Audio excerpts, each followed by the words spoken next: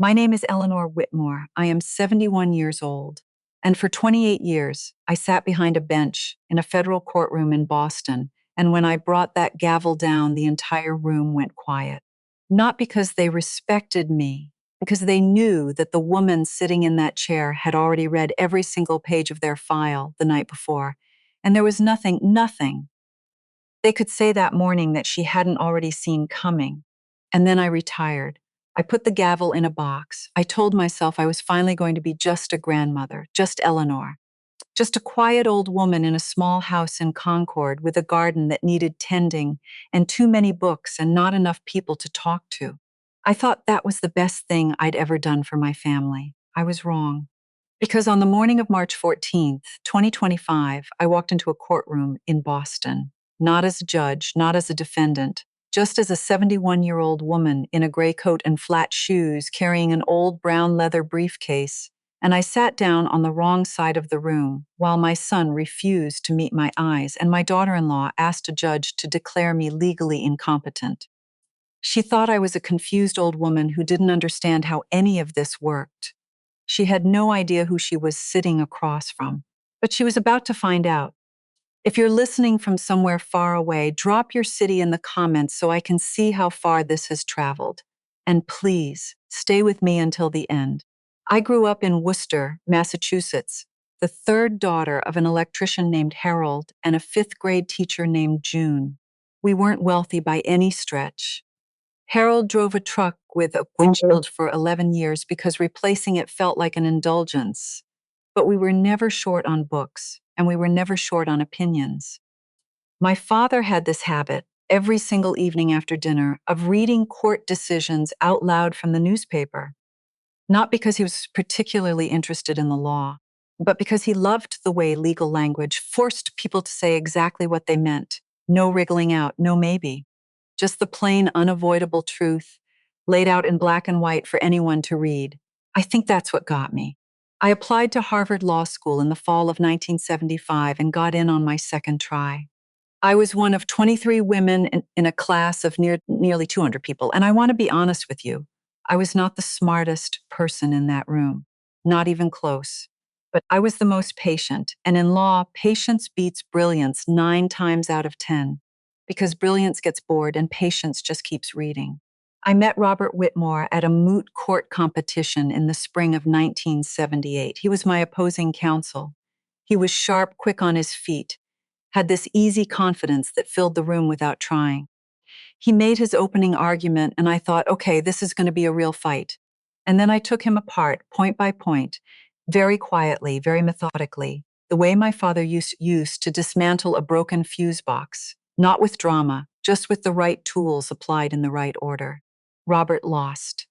And 20 minutes after the judges announced the decision, he walked straight up to me, stuck out his hand, and said, I need you to explain to me exactly what just happened in there. Can I buy you dinner? I was never afraid to lose. That was the thing about him. Most men I knew spent enormous energy making sure they never appeared to be wrong. Robert thought losing was just information, just data, just the universe telling you there was something you hadn't figured out yet. I loved him for that, before I even realized I was falling for him. Daniel was born in 1980. Robert took teaching position at Boston University School of Law, and I went to work at the U.S. Attorney's Office, prosecuting federal cases. I was good at it. I was methodical. I was thorough. I was the attorney who read every page of every exhibit and cross-referenced every date, because I genuinely believed, and still believe, that the truth lives in the details that other people skip over because they're in a hurry. In 1991, I was nominated to the federal bench. Daniel was 11 years old. Robert threw a small dinner party at our house in Concord, just close friends, just family, and at the end of the night, he disappeared into the garage for a few minutes and came back carrying a small wooden box. Inside was an old-fashioned gavel, not a ceremonial thing, nothing fancy, just a solid, plain, well-made gavel with my name and the year carved into the handle. I didn't know what else to get you, he said, a little sheepish, but I figured you're going to need this, and I want you to remember that it belongs to you, not the robe, not the title. I didn't fully understand what he meant that night. I think I understand it now. I need to tell you about Vincent Caruso because nothing that happened later makes sense without him. In 1994, I presided over a major federal racketeering case.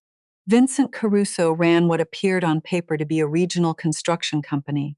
What it actually was a money laundering operation for an organized crime network that stretched from Providence to Portland. And the money that went in dirty came out clean, and nobody had managed to make a case stick for 11 years.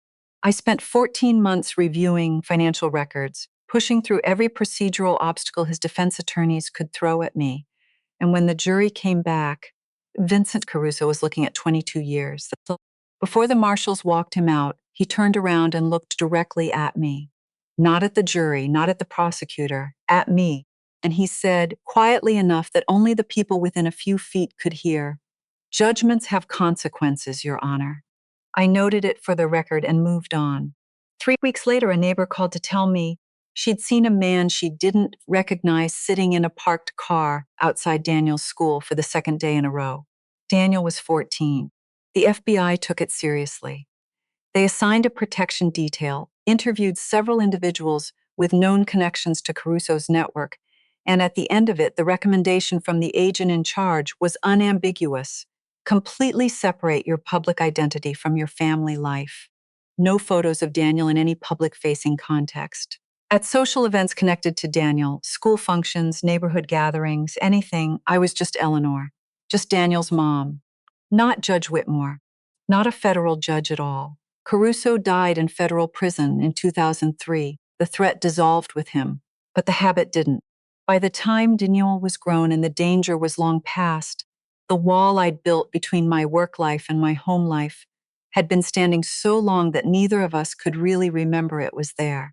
I had stopped explaining it because there didn't seem to be anything urgent left to explain. And Daniel had grown up knowing his mother worked in the legal field in some capacity.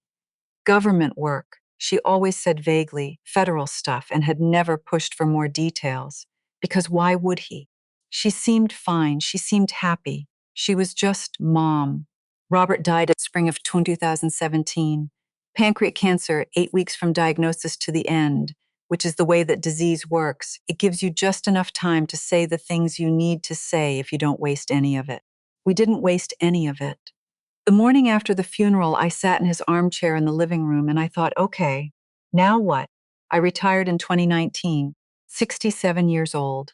I moved back into our house in Concord full time, the one we'd bought in 1985, the one where Daniel had grown up, where Robert had spent 30 years grading papers at the kitchen table. I planted a garden. I read. I learned how to make bread from scratch, which Robert had always wanted to do and never gotten around to. I went to bed too early and woke up too early and told myself that this was what peace felt like, and sometimes I almost believed it. Daniel had built his own firm, Whitmore and Associates, civil litigation, doing well by any measure. He married Serena Page in 2018. I attended the wedding as the groom's mother. I sat at the front table. I smiled in the photographs. Not a single person at that reception knew that the silver-haired woman in the blue dress had one of the highest rates of upheld decisions in the history of the First Circuit Court of Appeals. I didn't tell them. There didn't seem to be a reason to. And that silence, that long, well-intentioned, carefully maintained silence, was the thing that would nearly cost me everything. Let me tell you something about Serena Page before I tell you what she tried to do to me, because I made a commitment to be honest in this telling. And being honest means not turning her into a cartoon villain when the truth is more complicated than that. Serena did not hate me when she married Daniel. I want to be clear about that. She was afraid of me. Not because of anything I said or did. I was careful, almost to a fault, never to overstep, never to offer unsolicited opinions about their home or their parenting or their choices. But I think Serena looked at me, at the fact of me, a woman who had built something substantial and stood on her own 2 feet and never seemed to need anyone to rescue her, and felt, on some level she probably couldn't have articulated, that my existence was a quiet indictment of her own story. Serena had grown up in a family where money was always the crisis that everything else organized itself around.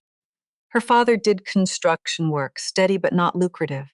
Her mother worked checkout at a grocery store and was chronically underpaid and chronically exhausted.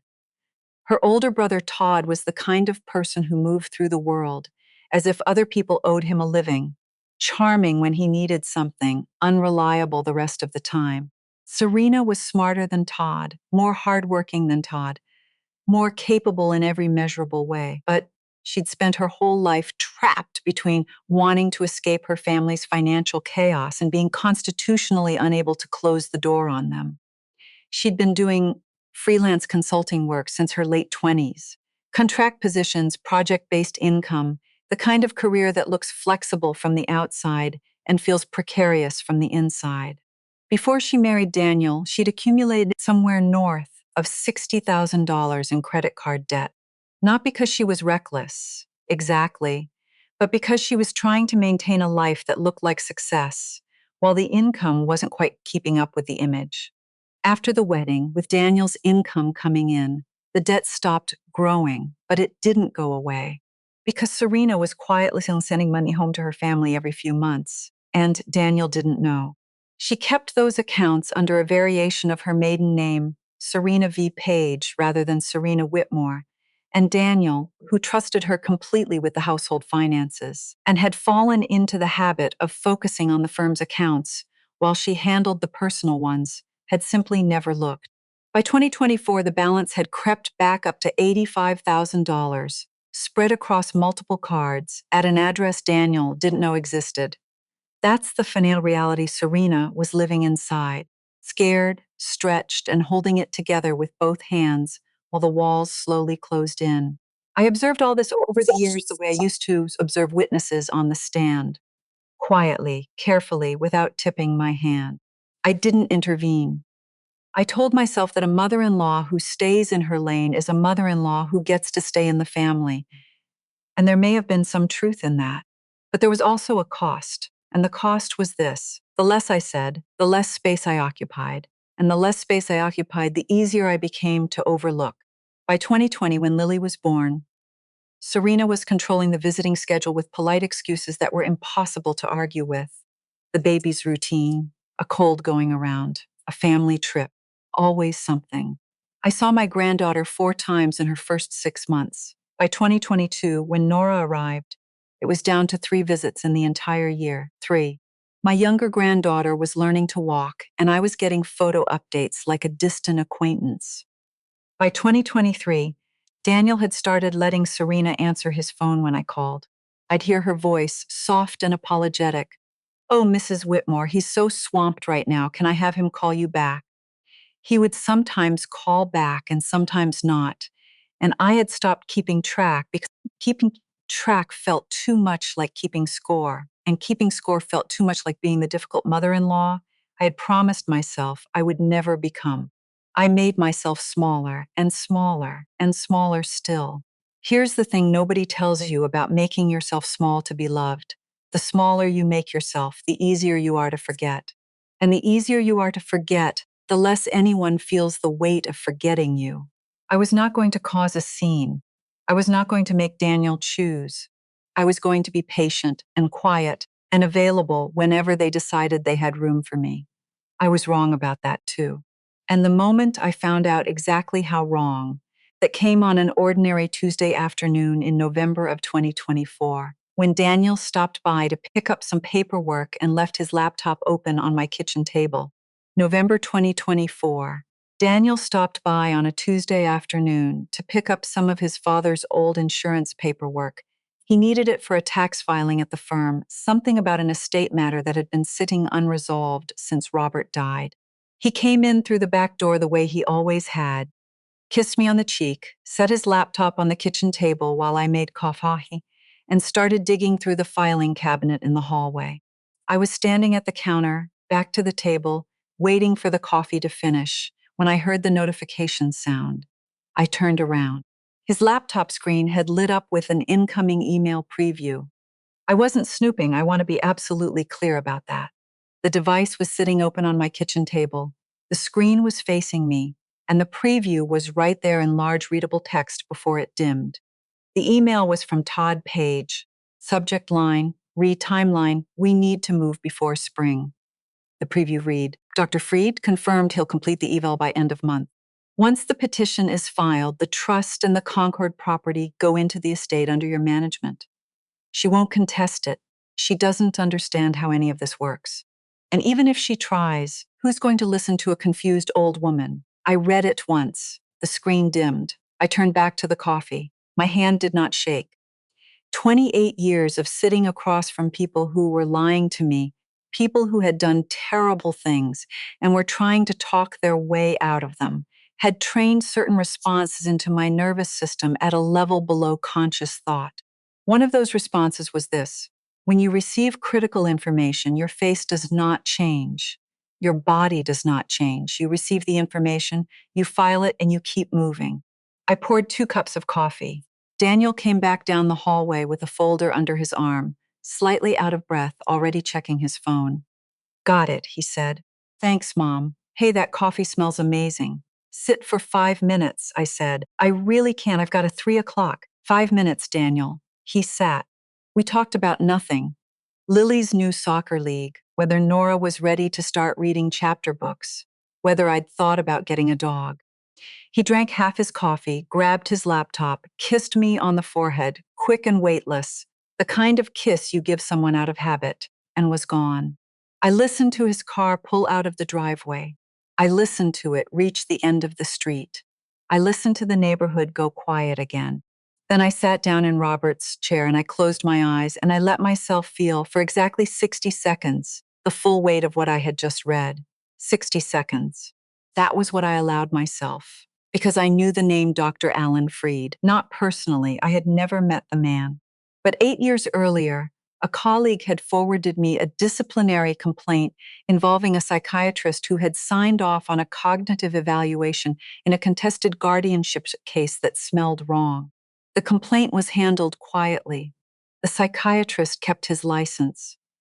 But I had read that file, and I remembered his name the way I remembered every name attached to something that should have gone differently. And I knew what a guardianship petition was. I had reviewed dozens of them from the bench. I knew exactly what the trust and the Concord property go into the estate under your management meant in plain English. I knew what she won't contest it. She doesn't understand how any of this works was designed to accomplish. I had spent my career protecting people from exactly this: elderly men and women, stripped of everything they'd built, by people who smiled at them on holidays, and now someone had decided I was next. The investigator in me, the part that had been asleep for 5 years, maybe longer, opened her eyes, very, very clearly. Okay, she said, let's build the case. The next morning, I called Liam Garrett. Liam had clerked for me during his second and third year out of law school, back in 2011 and 2012. He was 25 when he started, earnest and a little overwhelming in the way that genuinely brilliant young people sometimes are. He had opinions about everything and wasn't shy about sharing them, which respected, even when it meant I had to tell him to slow down and read the actual record instead of jumping to conclusions. By the time his clerkship ended, he had learned to slow down. He had also learned, I think, that the most powerful thing a person can do in a legal proceeding is ask a question they already know the answer to, and then wait. He was now a partner at a civil litigation firm in Boston, and a significant portion of his practice involved exactly what I needed: guardianship fraud, elder financial abuse, the cases nobody else wanted because the victims were old, and the paper trail was complicated, and juries sometimes found it hard to stay focused. When my name came up on his phone, he picked up before the second ring. Judge Whitmore, he said, just like that, like no time had passed at all. Nobody had called me that in years. I had forgotten how it sounded coming from someone who meant it. Liam, I said, I need a lawyer, and I need someone who knows guardianship fraud from the inside out. Are you that person? There was a beat, not hesitation, more like him shifting gears. I learned from the best, he said. Tell me everything. Start at the top and don't leave anything out. I told him everything: the email, Todd Page, Dr. Freed, the years of distance from Daniel, the tightening of the circle. The way Serena had systematically positioned herself as the gatekeeper of all communication between my son and me. I gave him the full picture, including the context he needed to understand what kind of target they thought they were dealing with. When I finished, he was quiet for a moment. First things first, he said, and I could hear him already thinking 3 steps ahead the way I'd trained him to. The medical evaluation is the foundation of their whole case. If Freed's report is already written, we need to counter it before the petition gets filed and the clock starts running. You need to get evaluated. Real doctors, top facilities, the full neurological and geriatric psych workup. We take that weapon out of their hands before they even get to swing it. That was going to be my first call after this one, I said. Of course it was. I could hear the smile in his voice. I'll start pulling on Freed's background and the financial trail. Give me a week. Within 10 days, I had been through a comprehensive evaluation at Massachusetts General Hospital. Memory, cognitive function, neurological screening, geriatric psychiatric assessment, the work. The physician overseeing the process was a neurologist named Dr. Sandra Hui, who had a reputation for being meticulous and a manner that was direct without being unkind. She came into the consultation room with my results and looked at me for a moment before she spoke. Mrs. Whitmore, she said, I don't know what you did for a living, but whatever it was, you should keep doing it. Your cognitive function is exceptional for your age. Honestly, it's exceptional for someone 20 years younger. I have absolutely no hesitation putting my name on this. I read a lot, I told her, and I've never been a good sleeper. Meanwhile, Liam had been busy. What he found on Dr. Alan Freed was worse than I'd expected, and I had expected bad. Over the past 6 years, Freed had appeared as an independent expert in 11 guardianship proceedings in Massachusetts. 9 of those 11 involved contested assets valued at more than $500,000. In 8 of those 9 cases, his evaluation supported the party seeking JHIP. That is not a pattern you get by accident. More specifically, in September of 24, 2 months before he conducted my evaluation, Page Strategic LLC, a company registered in Rhode Island at the home address of one Todd Page in Providence, had paid Alan Freed's consulting company $8,500. This information was sitting in publicly available LLC registration documents in Rhode Island. Nobody had looked because nobody had reason to look. Until now, the financial picture Liam assembled was equally illuminating. Beginning in May of 2024, a series of transfers had moved money out of the Whitmore household's joint account, an account Daniel used for family expenses, and largely left to Serena to manage day-to-day, and into Page Strategic LLC.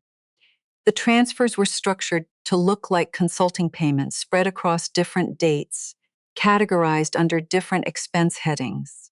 By November 2024, the total was close to $340,000.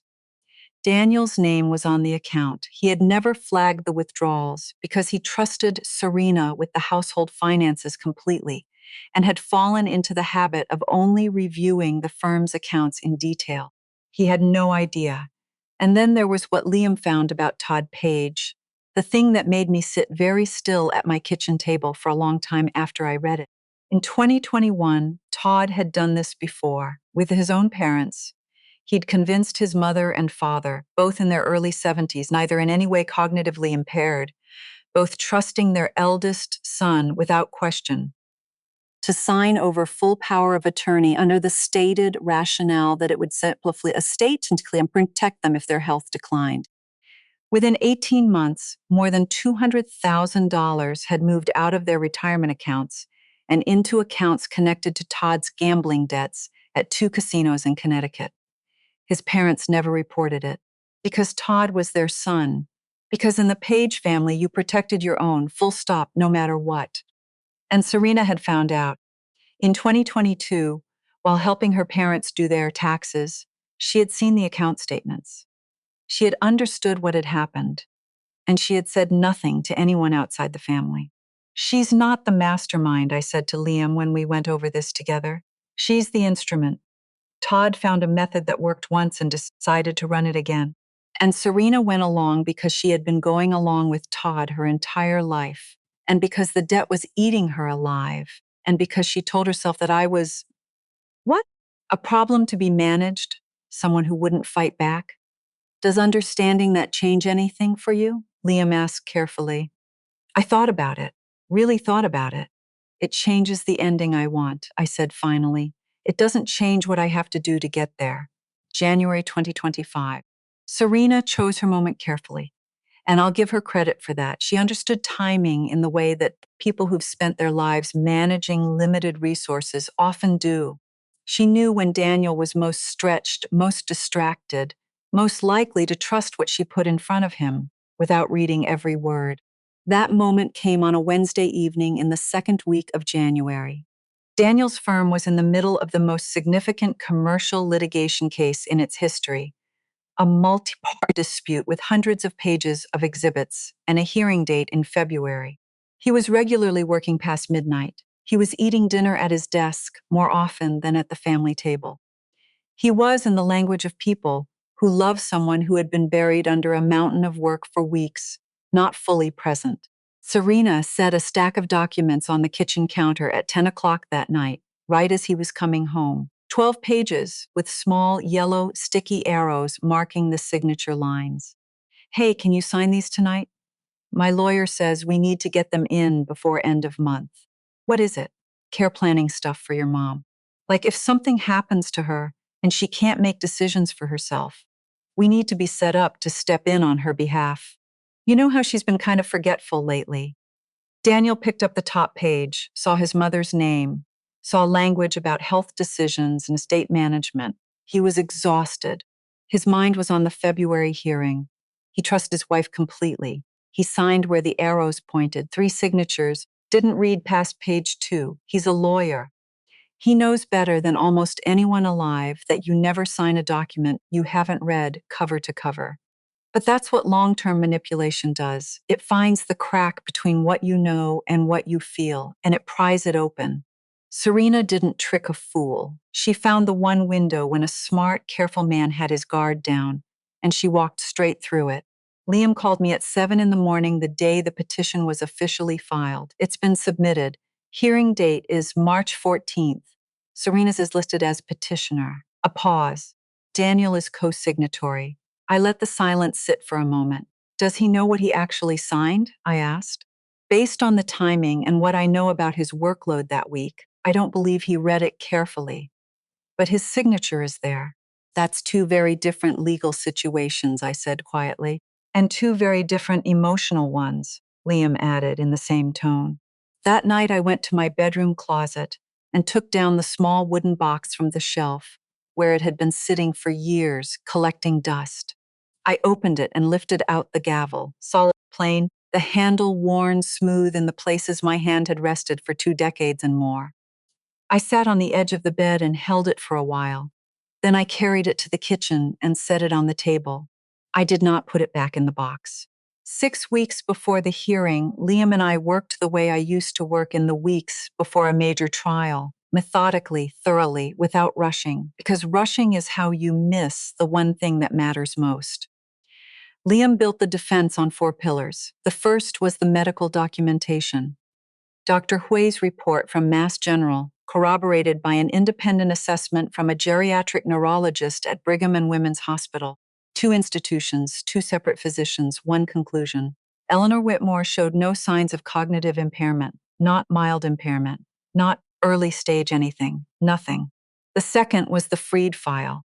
11 cases, 6 years, 8 out of 9 recommendations, favoring the petitioning party in high-asset contested guardianships, plus the $8,500 payment from Page Strategic LLC in September 2024, 2 months before he evaluated me, documented from public records, airtight. The third was the financial trail, the $340,000 that had moved from the Whitmore household account to Page Strategic, mapped transaction by transaction, with the direct connection to Todd's gambling debts laid out clearly. This was the motive. This was why a family who claimed to be worried about a grandmother's occasional forgetfulness had been systematically draining her resources for 8 months before the petition was ever filed. The fourth pillar was me, my record, my career. The plain documented fact that a woman who had spent 28 years on the federal bench was being described in a legal filing as someone who didn't understand how legal proceedings worked. I didn't plan to use this to make a dramatic entrance. I planned to use it because it was the context without which nothing else in this case made any sense at all. In one of our last preparation sessions, Liam asked me a question I didn't answer immediately. Judge Whitmore, when you walk into that room, what outcome are you actually after? Protecting yourself, exposing Serena, getting Daniel back? I thought about it for a long time. I want the truth on the table, I said. All of it. Even the parts that are going to devastate my son. Because the truth is the only thing that gives him solid ground to stand on when this is over. I'd rather he be heartbroken and standing than comfortable and sinking. There was one thing I did that I didn't tell Liam about. 3 weeks before the hearing, I went to my bank and moved the college fund I had been quietly building for Lily and Nora, a few $100s a month from my pension, every single month for 6 years, steady and unannounced, out of the family trust and into an irrevocable account in both their names. Irrevocable, untouchable by Serena, untouchable by Todd, untouchable even by Daniel, untouchable even by me. I did that before I did anything else to protect myself, because they're children, and that's just what you do. 2 weeks before the hearing, Liam received a call from an attorney named Philip Greer, who introduced himself as representing an interested party and asked to discuss a possible resolution outside of court. The offer was simple. Eleanor agrees to sell the Concord house and place the proceeds, along with her other assets, into a family-managed trust. In exchange, the guardianship petition would be withdrawn. Clean and quiet, with nobody having to go through the unpleasantness of a public proceeding. Liam declined. He also documented every word of the conversation. And then he ran Philip Greer's name through the records. Greer had represented Todd Page in a civil dispute back in 2022.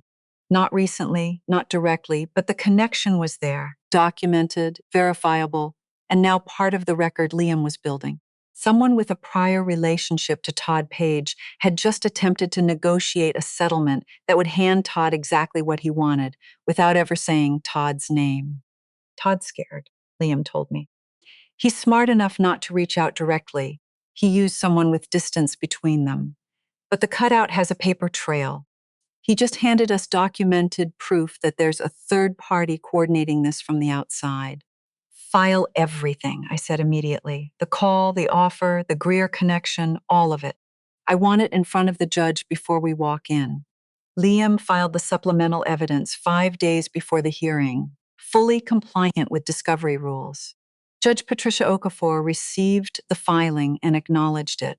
But there was something else that mattered about that filing, something I didn't fully appreciate until I watched Serena's face in the courtroom. When she saw that Todd's name was now officially in the court record, attached to documented outside interference in the proceeding, something shifted behind her eyes. She understood for the first time that the walls weren't just closing in. They were closing in specifically on her brother. And that if this hearing went forward, it wasn't going to be a story about a confused old woman who needed managing. It was going to be a story about Todd Page. She had been in a version of this situation before. She knew what it felt like when Todd was running out of road, and she knew that her instinct, every single time without exception, was to try to catch him before he hit the ground.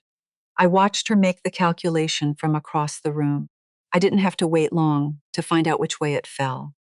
March 14, 2025, Probate and Family Court, Boston, 9 o'clock in the morning. The courtroom was small, 6 rows of seats, tables on each side, the judge's bench at the front, fluorescent lighting.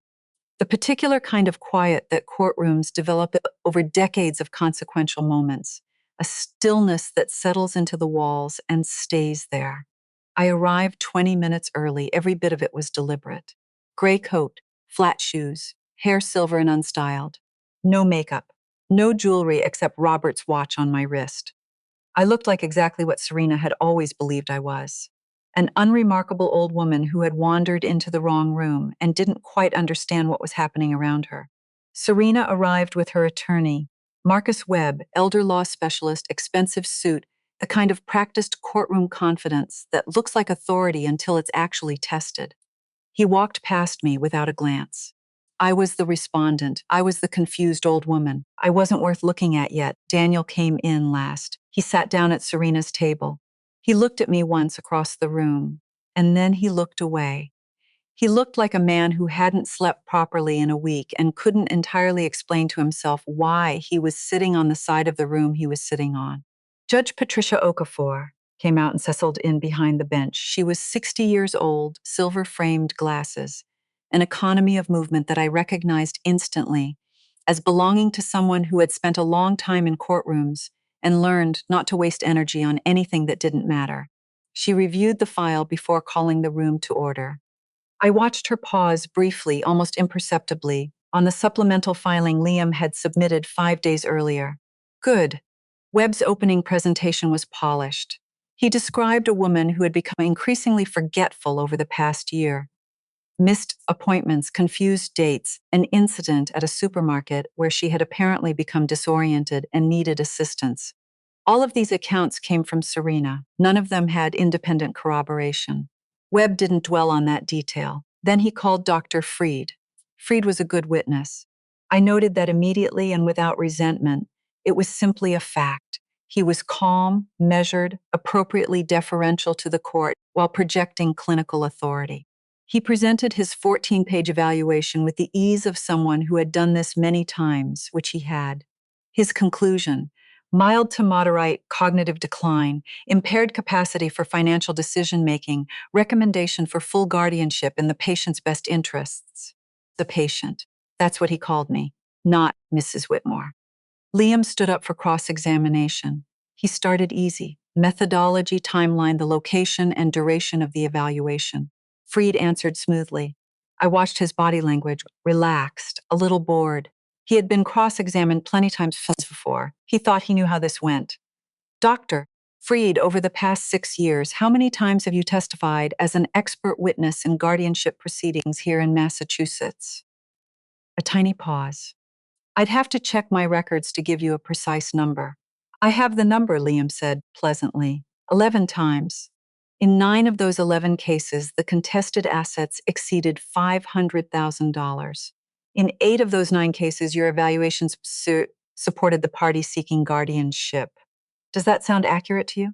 Webb objected. Relevance. Judge Okafor overruled him without hesitation. I'll allow it. Continue. Liam placed the compiled file on the judge's bench. Okafor looked at it without expression. Dr. Freed, are you familiar with an entity called Page Strategic LLC? The pause this time was longer. I may have had some professional dealings with that company. In September of 2024, 2 months before you conducted the evaluation of Mrs. Whitmore, Page Strategic LLC paid your consulting company $8,500.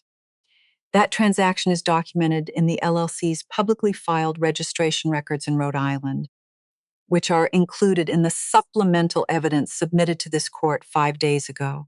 Can you tell the court what services you provided to Page Strategic LLC in exchange for that payment? Freed's jaw tightened almost imperceptibly. I would need to review my records to answer that accurately. The relevant records are currently on the bench in front of Judge Okafor, Liam said. Not aggressively, just matter-of-factly. The way you state something that is simply true. Okafor set the document down and looked at Freed steadily over her glasses. Then she looked at Webb. Then she said, in a tone that suggested she had seen quite enough for the moment, I think we'll take a 30-minute recess. In the hallway, Liam sat down on the bench beside me. You haven't said a word in there, he said. Didn't need to, I said. The documents are doing the talking. Okafor noticed the pause when Freed was asked about Page Strategic. I know, she's good. Daniel came out of the courtroom. He walked toward me and stopped about 5 feet away, like a man who wasn't sure he had the right to come any closer. Mom, he said. His voice was doing something it hadn't done since he was a boy, cracking at the edges like it couldn't hold its own weight. Mom, what? I don't. Who are you? Not here, I said gently but clearly. Go back inside, sit down, listen. He looked at me for a long moment. Something moved across faces that I couldn't entirely read. Then he nodded and went back in. When the session resumed, submitted the two independent medical reports, Mass General and Brigham and Women's. Okafor read both carefully, cross-referencing them silently with Freed's evaluation. The courtroom was so quiet during those minutes that I could hear the ventilation system running. Then she looked up and looked directly at me for the first time that morning. "Mrs. Whitmore, would you like to address the court?" I stood up, no papers in my hands. I didn't need papers. Your Honor, I spent 28 years on the federal bench. I presided over thousands of proceedings. I reviewed hundreds of thousands of pages of evidence. And I can tell you, with the same certainty I brought to every decision I ever issued, that nothing on this table constitutes genuine medical evidence of cognitive impairment, because the documents on this table are not medical evidence. They are financial evidence of a coordinated scheme. The architect of that scheme is not in this courtroom today, but his name is in the supplemental filing submitted to this court 5 days ago. And his fingerprints are on every page of what has been presented here this morning. I let a moment settle. Todd Page needed money to cover gambling debts he had been accumulating for years. He ran this same operation against his own parents in 2021. The same methodology, the same structure, the same exploitation of family trust.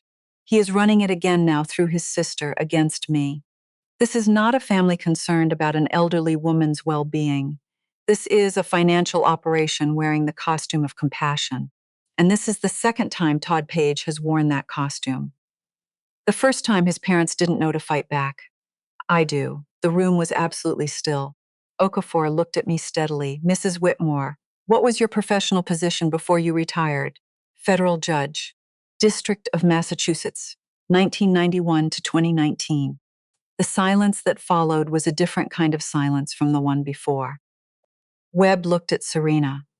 Serena was staring at the supplemental filing on the judge's bench, the pages with Todd's name running through them, and the color had gone out of her face entirely.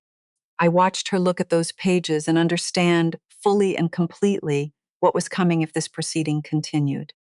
Okafor called a 20-minute recess.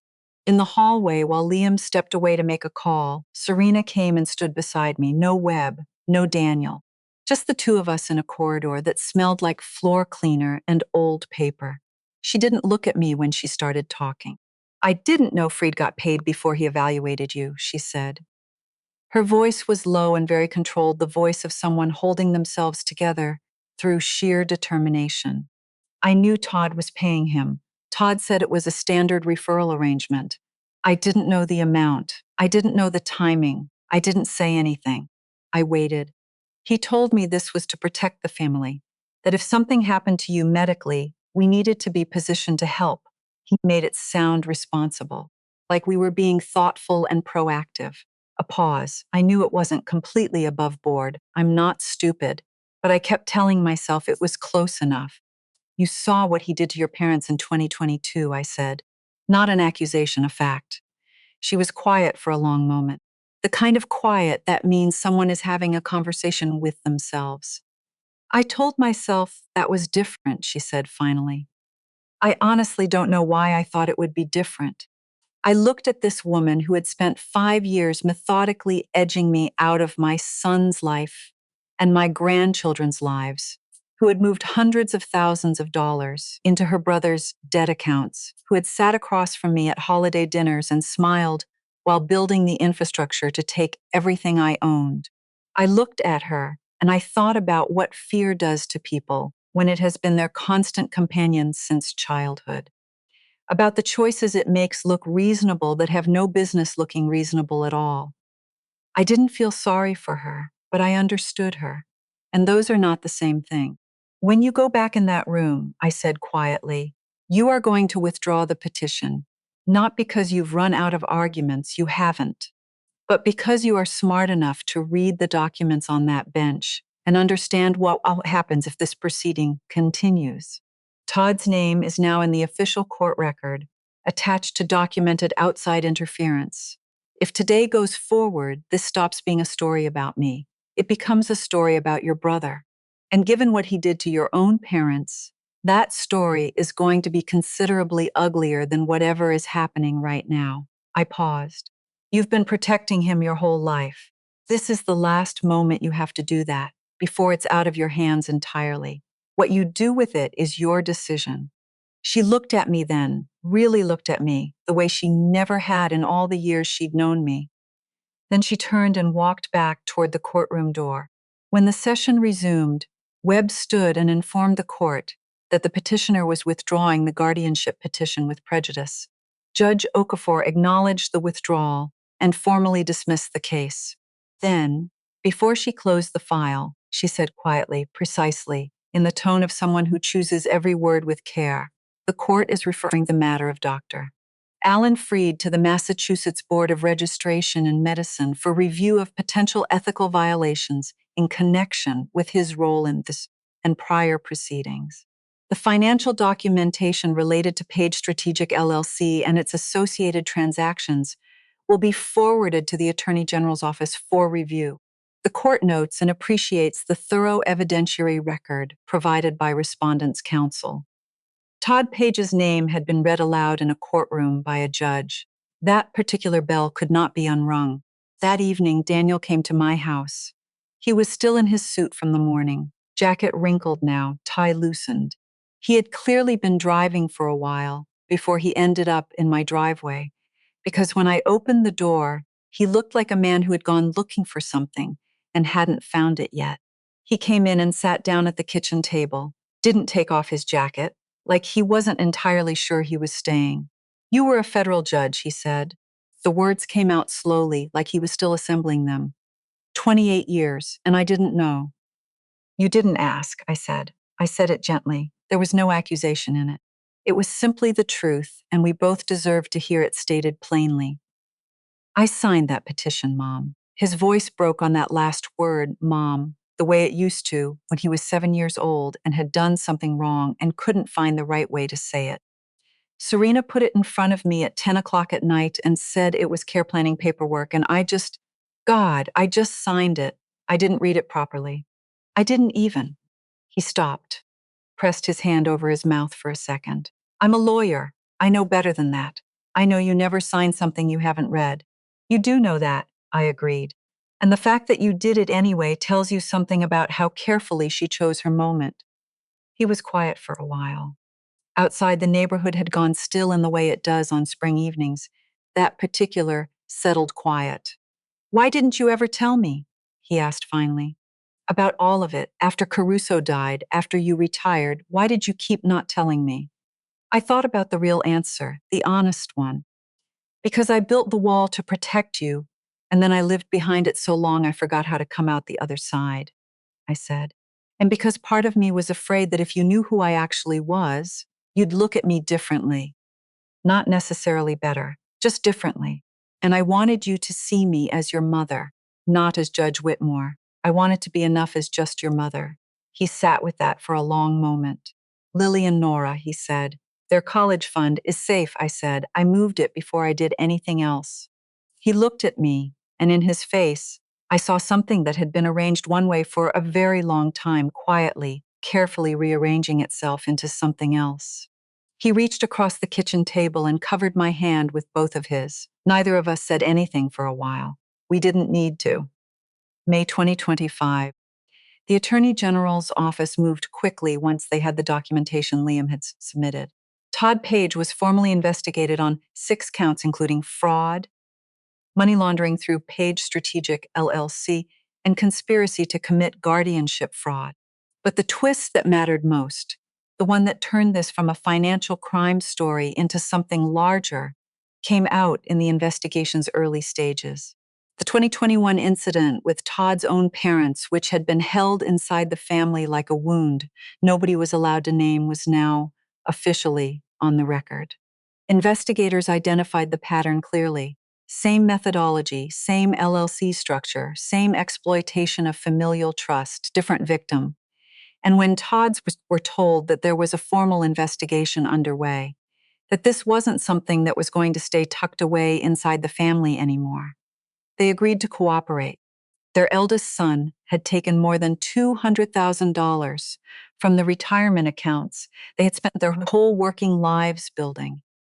They had spent 3 years not talking about it, covering for him the way families cover for people who should not be covered for, out of love and out of shame and out of the desperate, persistent hope that if you don't say the thing out loud, it isn't completely real yet. Now it was real. Now it was in the record. And now Todd Page was facing charges that reached back years further than anyone had initially understood. Serena cooperated with investigators in exchange for a reduced charge. She lost her professional credentials for 3 years and was assigned 200 hours of community service at an organization that provides legal advocacy for elderly victims of financial abuse. That last part was my suggestion to the AG's office. They didn't have to take it, they did. I don't know if it was the right call, I said to Liam when we talked it through. But I wanted her to sit across from the people who got hurt by someone exactly like her brother and decide for herself, without anyone telling her, what kind of person she's going to be from here on out. Daniel filed for divorce in April of 2025. No contest on assets.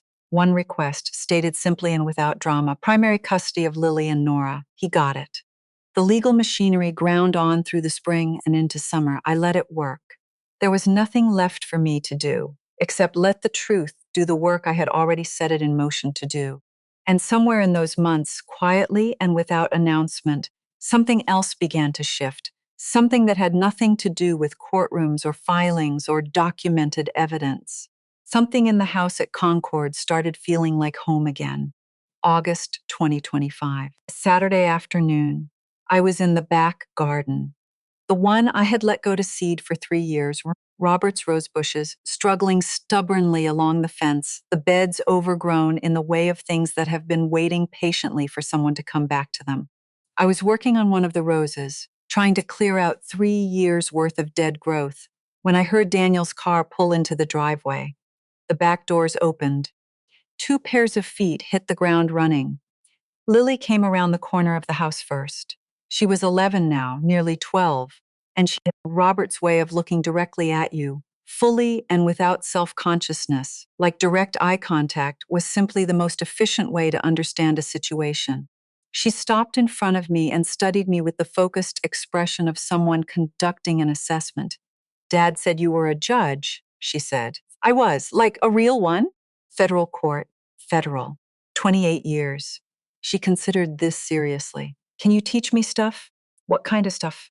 "How to tell when someone's lying." I looked at this girl who had been through more disruption in 1 year than most children experience in a decade, and who had apparently decided that the most important skill she could possibly acquire was the ability to read people accurately. I felt something open up in my chest that I didn't have an immediate word for. "Sit down," I said, and I gestured at the back step. She sat. I sat beside her. "First thing," I said. Liars answer a different question than the one you actually asked. You ask, "Did you eat the last cookie?" And they say, "I was upstairs the whole time." You notice that? She nodded, very serious. Yeah, I've actually noticed that. Second thing, people who are genuinely confident don't need to tell you they're confident. The ones who are performing it, they're compensating for something underneath. Watch for the difference. How do you learn to tell?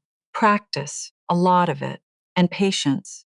Nora appeared from around the other side of the house, having apparently investigated the kitchen and found nothing immediately worth eating, and climbed into my lap with the cheerful determination of a child who has decided that laps exist for precisely this purpose. She was 9 years old and had Robert's eyes, and I was never entirely going to get used to that. She looked up at me and said, with great seriousness, "Grandma, can you make cookies?" "I can. Are they good ones?" "I swear on the federal record."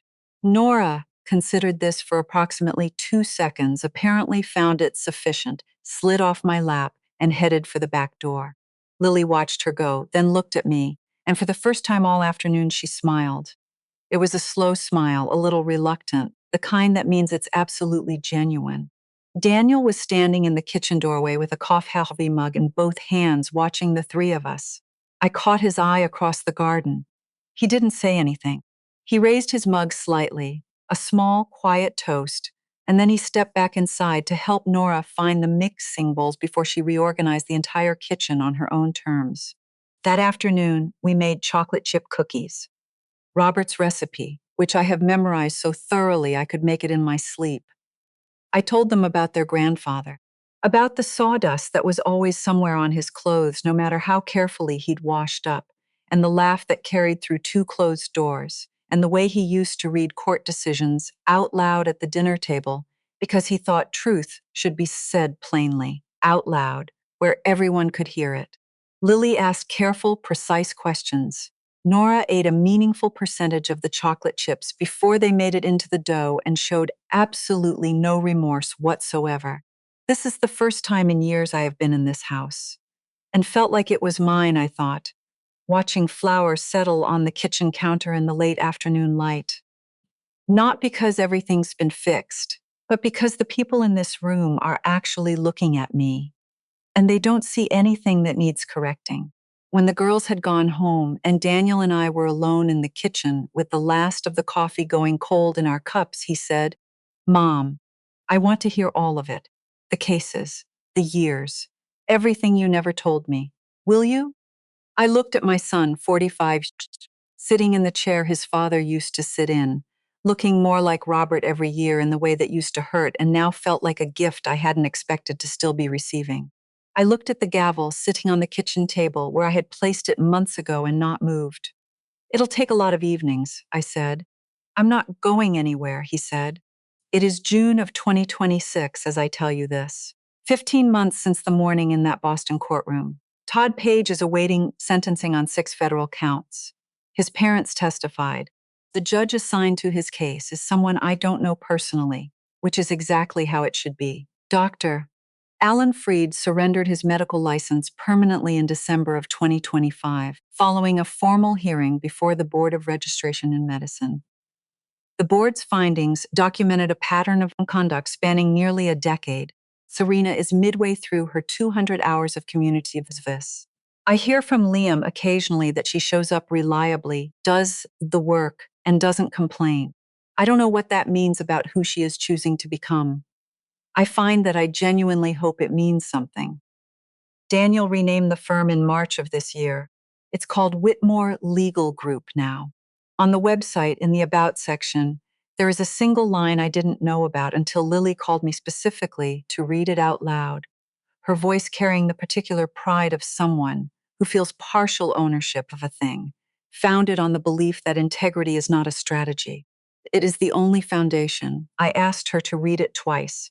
Then I told her I had something in my eye. Liam Garrett is now running a program in partnership with the Boston courts to identify guardianship petitions that carry markers consistent with coordinated financial fraud. The program was built in significant part on what we documented in my case. We meet once a month at a coffee shop in Cambridge. He still calls me Judge Whitmore every single time, and I have stopped asking him not to. I think I like hearing it more than I ever let on. Lily is 12 now and has joined her school's mock trial program. She calls me every Sunday evening to ask about a case. Last week, it was Gideon v. Wainwright.